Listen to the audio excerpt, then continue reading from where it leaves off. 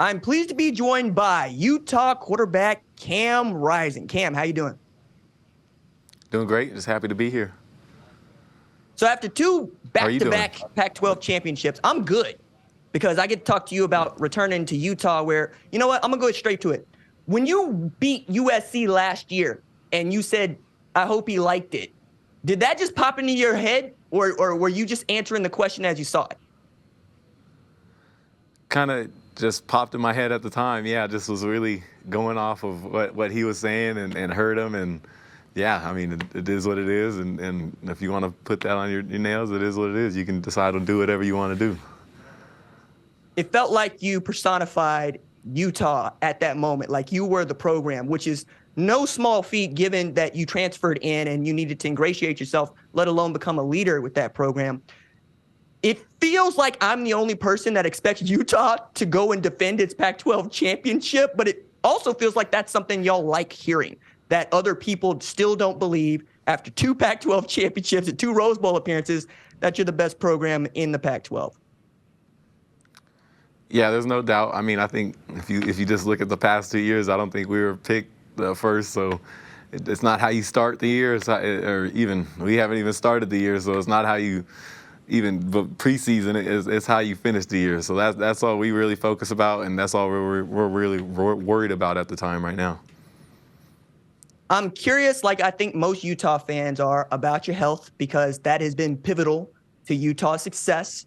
Have you changed how you go through strength and conditioning in the spring going into the fall? Are there changes in your diet and how you eat? Things that might help you better prepare for the physicality of the season to come? Yeah, absolutely. In the weight room, been just trying to get as strong as I possibly can, make sure that I'm ready to take any and every shot that comes with playing football. And just really, yeah, diet comes in there, just making sure that we're eating the right things and not just getting too many cheat meals in there, just really focused on eating healthy and stuff that's really going to make you feel good and just allow your body to recover the best. So that's really been my main focus. What's it like to have a former quarterback playing tailback for you in Jaquindon Jackson? It's special. I mean, whenever you have a guy who can see the field as a QB and just apply it to his position like that, it's special. It makes my job that much easier. I have so much more confidence saying that he's going to know that the Sam's coming off the edge to this side because that safety is rotating this way and stuff like that. So just it saves me a lot of stress, and just it's nice to have Jaquindon right there. No disrespect to your position, but y'all ain't exactly known for blowing up people when it's time to pass protect, right? So to see him actually go out there and put his head in somebody's chest, how does that make you feel? Oh, it fires me up. I mean, yeah, they take ownership in that running boom. Coach Quinton, he makes sure that they approach blocking just like they do if they're getting the ball in the inside zone. So that's why they have so much aggression, and I think that's why they're flying around and able to block so many guys in the middle, and having a big, strong guy like JJ in there makes it easy. How are you going to replace the production that you got from Dalton Kincaid, Brant Keithy? Well, we got Brant back, so that's a positive having him. Yeah, Thank you. Yeah. So putting him in there and just making sure that he can come back to what kind of player he was, and then just having everyone else pick up the slack. And I think a big part of that is going to be the receiving room.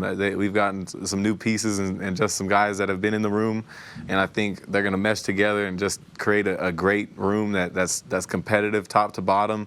And we're going to have guys that can go out there and make some plays. So it's just going to be kind of by committee rather than just one guy just taking the load. I'm curious going into this 2023 season and what I think is going to be your last season of college football. What do you still have to play for? What do you want out of this season? I want a third championship. I believe that's never been done in the Pac-12 recent history. So trying to go out there and get that done, and then just the sky's the limit. I think this team has the most depth I've ever seen, and I think the defense is as talented as I've ever seen. So, and it's just going to come down to how the offense can really carry their weight and just come down and put their best foot forward. And if we can do that each and every week, I think we can look at that college football playoff. Do you play video games? Are you a gamer? A little bit here and there, yeah. Have you given thought to who should probably be on the cover of EA Sports' college football, aka Zombie NCAA? Yeah, it's hard. I mean, it's kind of not easy to pick against a Heisman Trophy winner sometimes, you know. So I gotta kind of give him the nod on that one. Look at you. Hey, he won the Heisman. Yeah. He can be on the cover of the college football video game. That's all right. That's pretty good. Yes, sir. Hey, yeah. Look, last one for me. Do you think that if Coach Whittingham put on the pads, that you would like to see him in the hole? Like head up? Yeah. If he's got that neck brace on, no chance I want to see that head up, because I know he's gonna have the crown of his helmet coming right at me, and it's just not gonna be good. So I'll go ahead and sit that one out. Right on. Utah quarterback Yes, Cam sir. Rising, thank you so much for joining us here on the #1 college football show. Appreciate you. I'm pleased to be joined by Washington quarterback Michael Penix Jr. Mike, how you doing? I'm good. How about yourself? I'm good, bruh. I want to get started with this. There has never been a better passing season by a Washington quarterback than you had last year. Not Damon Heward, not Brock Heward, not Jake Browning, not Warren Moon. So how do you feel knowing that you threw for more yards than anybody else has thrown for in a season at Washington? To be honest, I feel like it's a lot more, out there that, I want to accomplish. Obviously, I'm blessed to be in the position I am in today, to be able to do that. It was special. It was a special season last year. But like I said, we're chasing a lot more. And, I look forward to, being better than I was last year, this year. Your career has been a journey, one heck of a career arc. But last year, it felt like Coach DeBoer was able to unlock some of those things that were out there for you. How did he get the most out of you last year? Yeah, just making sure that I was 100% prepared, and it was also Coach Ryan Grubb, our offensive coordinator. That's who I'm usually with every day. He's just making sure that, every time I snap the ball, I know that I have outlets and, I feel comfortable with the play. So, I just feel like just make sure that I'm in comfortable positions and make sure that, I know the playbook like on the back of my hand, and just make sure I just go out there and have fun at the end of the day. So I feel like I was able to just go out there and have fun and not really think about too much whenever I was underneath them. Bro, you threw 31 TDs last year. And the thing that I remember most about it is this. So you got to tell me, as I'm making an Archer pose here, right? Where'd you get the Archer celebration from? I don't know. That's just something I just started doing. I'm low-key might switch it up this year. So you might see a new little celebration this year. What can you hit that one for me right quick? I can't do it yet. Oh, I can't do it yet. All right. So one of the things that I think is most interesting about not just last year for you, but last year for the program is that you got a lot out of Jalen McMillan and Rome Odunze. How big is having a great season from those guys for you? Yeah, Rome Odunze and Jalen McMillan, they're phenomenal players. Those are guys that come in every day and they put in the work. They actually go out there, and those are like our two best receivers last year, stat wise, and they show it every day in practice, but that receiver room is stacked. We got a lot of guys. We got Jalen Polk, transfer came in, Jeremy Bernard, Giles Jackson still there. We got young guys coming in too as well that's going to be able to make an impact. So, I feel like it's just a lot of talent in that room, and, they push each other each and every day, and, they bring the best out of each other all the time. I'm always interested to hear how y'all fit the whole wide receiver room into what you're doing when we're talking about a couple of players. But it also is indicative of how y'all go through practice, how y'all hang out. If anything, what are some of the things you do to create that chemistry, not just within the quarterback room, but across the team? Yeah, I just feel like, just like you said, just hanging out outside, just getting that trust, just trusting each other. And, I feel like a lot of film study, we watch film together so that we know where we want where they know where I want them to be, and, and they know where I expect to put the ball. So just having that connection, just being locked in that standpoint, so that whenever we go out there, we're playing fast and we're just having fun. We don't really have to, think about too much. And they know where I want them, and, they know that I'm going to get them the ball whenever they get open. So it make it easy. You a Florida boy, yeah? Yeah. Okay. So when you got up to Seattle, when did you first learn, hey, this ain't Florida? This ain't nothing like Florida? I don't know. At first, it was a little rain at first. In the winter we get some rain. It's not what everybody say though. It's nothing crazy. It's not no downpour. Florida and Tampa, we get a lot of downpour. You got the tropical storm and stuff like that. So we get a lot of rain too in Florida. Like people just see Florida and they just think sunshine. But in Tampa we get rain. Hurricane season coming around. It's gonna rain almost every day, hard. For a couple minutes. But it's not like no hard downpour. So it's not something that's unbearable and something that's like, oh, I don't want to be here because of it, So, but that was one of the differences. It's just, just slight rain, for majority of the winter. But last year we was blessed to have wonderful weather, and I try to say I brought some of the Florida weather in the season last year, the sunny part. So we was blessed to have good weather last year, but we're looking forward to this year as well. Whatever it brings us, we'll be ready. I mentioned the great season you had in 2022. It reminded me of the season that Kenny Pickett had in 2021. Now, he came out and went in the NFL draft, got drafted in the first round. You chose to return to Washington. What are you hoping to show, if anything, to the NFL this season? Yeah, mainly just durability and that it wasn't just, a one-season thing. It's something that I can do consistently and something that, I've always had in me. I just needed a reset, making the transfer to University of Washington. It was the best decision I made. So just having that reset and just being able to, just go out there and do it for a second year, this year it'll be very special. On the way out, can you hit the Archer celebration for me just one time? Hey, bang, there it is.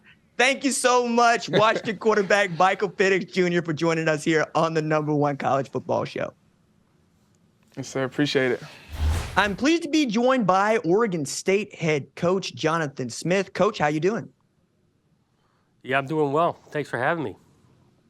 I'm very curious about the quarterback position. It's not just because you got DJ Uiagalelei there, but because it was not a position of strength for you in 2022. Knowing you got a lot coming back in 2023, how excited are you about that room going into 2023? Yeah, we're definitely excited. We did feel like we wanted to create some more competition in the quarterback room after last season. There's some solid things, but we can take it a step forward and bringing DJ in and allowing him to, get his feet wet with the new offense. It's dramatically different, and had a good spring ball. I think our guys are excited about not only DJ, but we've got Ben as a returning starter last year. He started 8 games, won 7 of them, and like our freshman we signed as well. Aiden Childs was there for spring ball, so we've definitely got some talent in the QB room. He's a quarterback that I'm very high on since he left St. John Bosco. He's got all the talent. You can see it there. Do you see the comparisons to a guy like Josh Allen, the Buffalo Bills? Well, I guess I don't know Josh Allen that well. I know he's physically gifted, as a runner and a thrower, and that is DJ. He's a physical specimen, studies the game, knows the game, has some real arm talent, strong arm, but can move his feet for being 250 pounds. This is also a conference that has benefited from some reclamation projects, if you will. Michael Penix had an outstanding year last year after losing his way at Indiana. Same thing with Bo Nix at Oregon after losing his way at Auburn. And this year, you've got one of those guys that I think can turn into an outstanding player. Not to harp on it too much, Coach, but having him back on the West Coast feels like it's a good thing for him. It feels like it's a good thing for Oregon State. How is this being treated around your program? Yeah, there's a lot of excitement with his name and, his recognition. I do think it's a fit for both sides. I think a fresh start for DJ coming back to the West Coast, an area where he's comfortable with. And then for us, like I'm saying, the ability to get the ball down the field and score points, you got to be able to throw it better than we have. And that's the plan. I want to pivot to someone else in your backfield that I'm very excited about. We got a segment on the show called Diamond in the Rough, where I identify a player or a coach that I think doesn't necessarily get the recognition they deserve. And you got one of those in Damian Martinez, 982 yards on the ground, 6.1 yards per rush. I'm sorry to reveal the secret, but it feels like you got a dude back there that can end up all Pac-12, if not make an All-American team. Yeah, he had a great, freshman year. As a freshman, this was his first year, true freshman year to get going, and he didn't carry the ball a ton in the first couple of games. He would have been over that 1,000 mark easily if we would have given him the ball earlier in the year. So, special player, really gifted, natural running back, has added to his repertoire with catching the ball out of the backfield and doing some protection things. He's got some buddies next to him now in that running back room, which I think actually helps Damian, so it takes the load off of him a little bit. Deshaun Fenwick, Jam Griffin coming back. So, we're expecting big things out of Damian and the running back room. Do you think that you can have the same kind of defense that you had in 2022? I was amazed to see how you guys played defense, not just as your running back was going for, I think, 6 straight 100-yard rushing games between October 15th and about November 26th, but that defense stayed on top of everybody. Yeah, they played really well, especially at the end of the year. And that's, tough to replicate year in and year out, being the best defense in the conference. We do got a lot of guys back.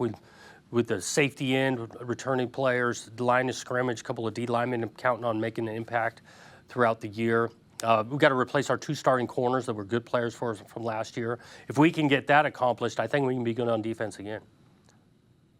Going into a pivotal year for the Pac-12, the last one for USC and UCLA, how do you feel about the future of the conference going forward? I do feel confident that the future's bright. I think this season itself sets it up to show the quality of football that's going to be played in this conference. The returning players, the returning quarterbacks playing at a high level. We've got a bunch ranked in the top 25 to end the year last year. I think we'll be around that this fall again. So I'm pretty optimistic of the future, but totally locked in on this season, this fall. Oregon State head coach Jonathan Smith, thank you so much for joining us here on the #1 College Football Show. Thanks for having me. Thank you for watching the #1 College Football Show. Please remember to subscribe to the channel and like this video so that you don't miss any of the best college football coverage in America.